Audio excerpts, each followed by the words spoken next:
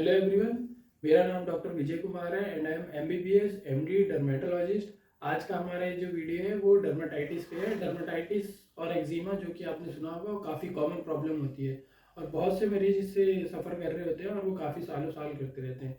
तो हम जो है आज मेनली डर्मेटाइटिस की बात करेंगे। डर्मेटाइटिस एक बहुत ही ब्रॉड टर्म है। उसका सिंपल मीनिंग यही है, डर्मा का मतलब स्किन और आइटिस का मतलब इन्फ्लामेशन। इन्फ्लामेशन का मतलब सिंपल होता है कि सूजन। सूजन मतलब वहाँ पे लालीपन होगा और वहाँ पे स्वेलिंग होएगी और वहाँ पे रेडनेस होएगी।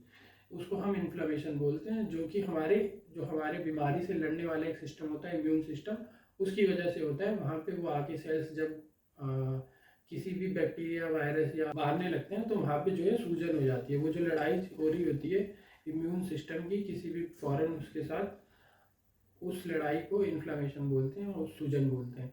तो डर्माटाइटिस मतलब स्किन में जब इन्फ्लामेशन होती है उसको हम डर्माटाइटिस बोलते हैं, जिसका दूसरा नाम एक्जिमा भी है। अब उसके काफ़ी सारे कॉजेज होते हैं।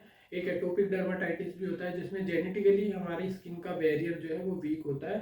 तो कोई भी बाहर से फॉरेन एंटीजन जो होते हैं वो इजीली एंटर करते रहते हैं। बैक्टीरिया वायरस इजीली जो है एंटर करते हैं because of defect in the barrier.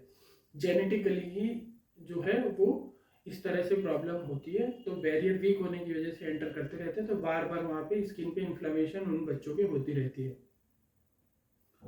उस डिजीज को हम एटोपिक डर्माटाइटिस बोलते हैं। अदरवाइज किसी भी कारण, बिकॉज ऑफ एनी रीजन, अगर हमारी स्किन में बैरियर वीक है, चाहे हमने कोई केमिकल लगाया है, चाहे हमारी स्किन बहुत ज़्यादा ड्राई है या हम ऐसे वेदर में रह रहे हैं, किसी भी वजह से अगर हमारी स्किन का बैरियर वीक है तो वहाँ पे जो है ईजिली ही बाहर का जो इन्वायरमेंटल बैक्टीरिया वायरल वगैरह कुछ भी एंटर कर सकता है और प्रोटेक्टिव मैकेनिज्म जो है हमारी बॉडी के इम्यून सिस्टम का, वो आ सकता है और वहाँ पे इन्फ्लामेशन हो सकती है। हम उसको एक्जिमा और डर्माटाइटिस। तो बैरियर वीक होने की वजह से भी डर्माटाइटिस होता है। और बाकी जो है हम आज जो बात करेंगे वो कॉन्टैक्ट डर्माटाइटिस की बात करेंगे। वो हम डिटेल में बात करेंगे। और भी इस तरह से बाकी कई सारे डर्माटाइटिस होते हैं जो कि एलर्जिक भी हो सकते हैं और नॉन एलर्जिक भी हो सकते हैं। तो आज हम जो बात करेंगे वो कॉन्टैक्ट डर्माटाइटिस की बात करेंगे और बाकी हम एक सीरीज एलर्जीज के ऊपर अलग से बनाएंगे कि एलर्जी क्या होती है और क्यों, उसमें क्या क्या रीजन होते हैं। कॉन्टैक्ट डर्माटाइटिस की जब हम बात करते हैं,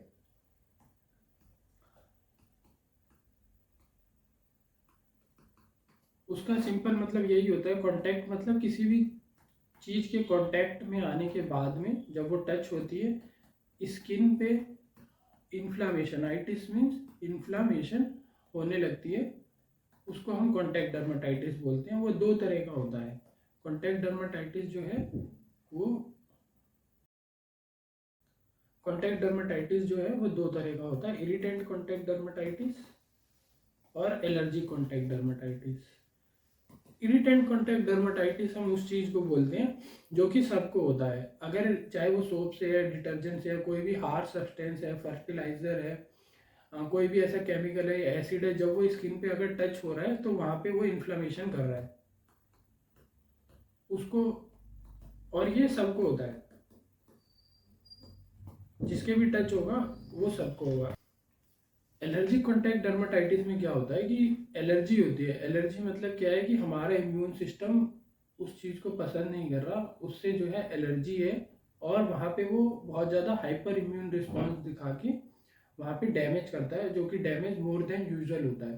तो हमारे स्किन में इन्फ्लामेशन होने लगती है, जिसकी वजह से वहाँ पे डर्माटाइटिस होता है और एक्जिमा होता है। तो इन्फ्लामेशन यहाँ पे भी होती है और ये इन्फ्लामेशन सबको नहीं होती। जो इंडिविजुअल जो है उनका इम्यून सिस्टम अगर हाइपर रिस्पॉन्स कर रहा है उस कांटेक्ट में, उस चीज़ के आने के बाद में, मान लो हेयर डाई है, उसमें पैराफिनाइलिन डाइअमाइन है, या कोई वॉच आपने पहनी है उससे आपको एलर्जी हो रही है, कोई ज्वेलरी आपने पहनी, तो वो सबको नहीं होएगी, वो कुछ ही इंडिविजुअल को होएगी, not everybody.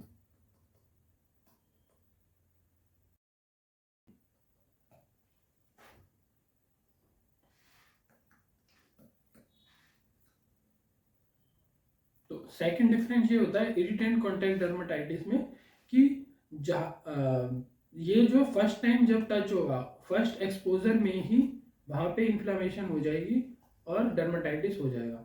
But allergic contact dermatitis में क्या होगा कि वहाँ पे सबसे पहले फर्स्ट एक्सपोजर में कुछ नहीं होगा, उसमें जो है इम्यून सिस्टम को वो चीज़ पसंद नहीं आई और वहाँ पे सिर्फ सेंसिटाइजेशन होगा। इम्यून सिस्टम जो है वो सेंसिटाइज हो जाएगा और वो अपने आप को प्रिपेयर कर लेगा कि ये चीज़ मेरे लिए खतरनाक है, नेक्स्ट टाइम जब ये आएगी तो वहाँ पे काफ़ी लड़ाई छेड़नी है। तो सेकंड एक्सपोजर जब होगा तब वहाँ पे इन्फ्लेमेशन होती है और उसके बाद जब कभी भी एक्सपोजर होगा तो वहाँ पे इन्फ्लेमेशन होती रहेगी।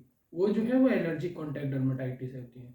मेनली हम एलर्जिक कॉन्टैक्ट डर्माटाइटिस की बात करेंगे। एलर्जिक कॉन्टैक्ट डर्माटाइटिस इंपॉर्टेंट है, वो काफ़ी सारे जो है हमारे इस तरह के ऑक्यूपेशन भी है जिन ऑक्यूपेशन के साथ एसोसिएटेड है। इरिटेंट कॉन्टैक्ट डर्माटाइटिस कुछ ऑक्यूपेशन के साथ एसोसिएटेड है, लेकिन एलर्जिक कॉन्टैक्ट डर्माटाइटिस में जैसे हेयर डाई है उसमें पैराफिनाइलिन,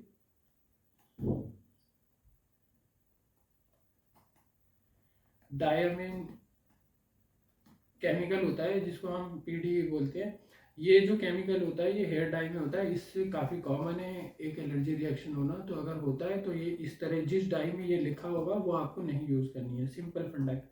कुछ लोगों के सर्फ और डिटर्जेंट से होती है, सर्फ डिटर्जेंट से डर्माटाइटिस होता है।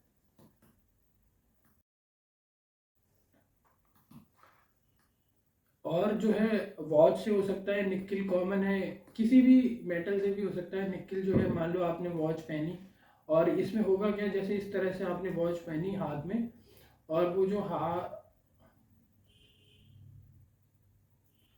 हैंड पे आपने वॉच पहनी तो यहीं पे इसी शेप में ही ये डर्माटाइटिस हो जाएगा।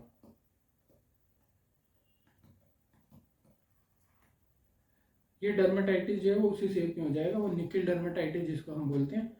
और किसी भी चीज़ से डर्माटाइटिस हो सकता है। वैसे तो अगर आपकी बॉडी जो है उससे इम्यून सिस्टम जो है उसको एलर्जी वहाँ पे कर रहा है, तो सेंसिटाइज कर रहा है, तो वहाँ पे डर्माटाइटिस हो सकता है।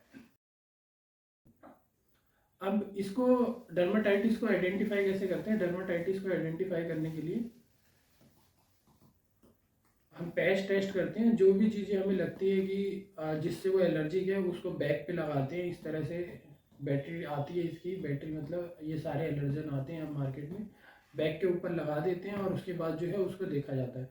तो कॉन्टैक्ट डर्माटाइटिस के लिए ये बेस्ट टेस्ट है। अगर इरिटेंट होता है तो जल्दी आ जाता है और अगर एलर्जिक होता है तो रिस्पॉन्स जो है वो थोड़ा लेट आता है। इससे जो है हम डिटेक्ट कर सकते हैं आपको एलर्जी है या नहीं है।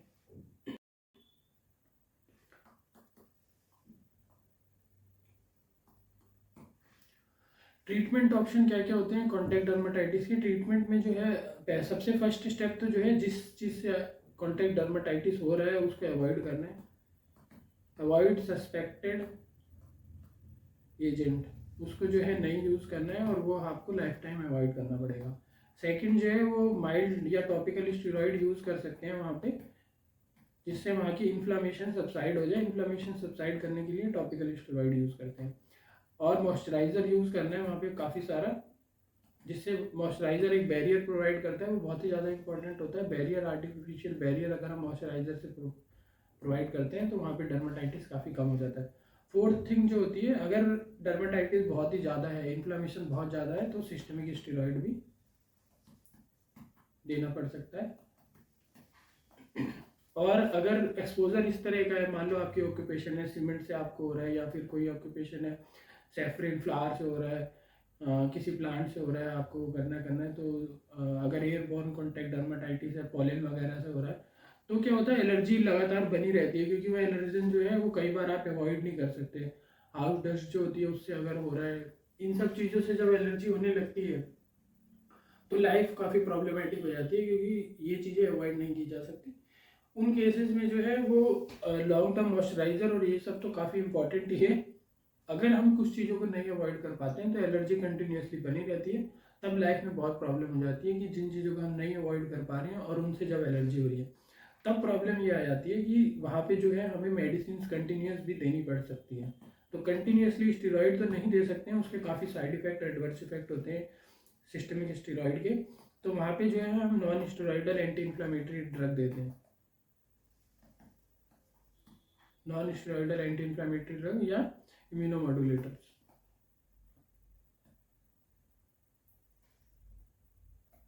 वो मेडिसिन का यूज़ किया जाता है। डर्मेटाइटिस अगर हम सार में देखें तो वो इन्फ्लामेशन होता है स्किन पे, और एलर्जी रिएक्शन हो सकती है और इरिटेंट भी हो सकती है। इरिटेंट जो है वो सबको होती है, किसी भी केमिकल जो हार्श केमिकल होता है उससे यूजुअली होती है। और एलर्जी जो है वो पर्टिकुलर इंडिविजुअल को होती है, उसके लिए पहले सेंसिटाइजेशन की ज़रूरत होती है।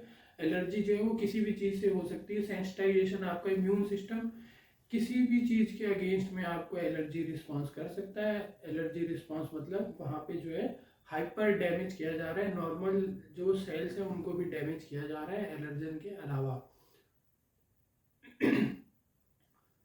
बाकी एलर्जी में हेयर डाई कॉमन है, निकल कॉमन है, मेटल कॉमन है। आपके ऑक्यूपेशन में भी कुछ हो सकता है। सीमेंट से एलर्जी होती है, क्रोम डर्माटाइटिस उसको बोलते हैं। सेफ्रन से हो सकती है, किसी भी प्लांट से भी हो सकती है। और डस्ट डस्ट माइट से भी हो सकती है। एयरबोर्न कॉन्टैक्ट डर्माटाइटिस पॉलन से भी हो सकती है।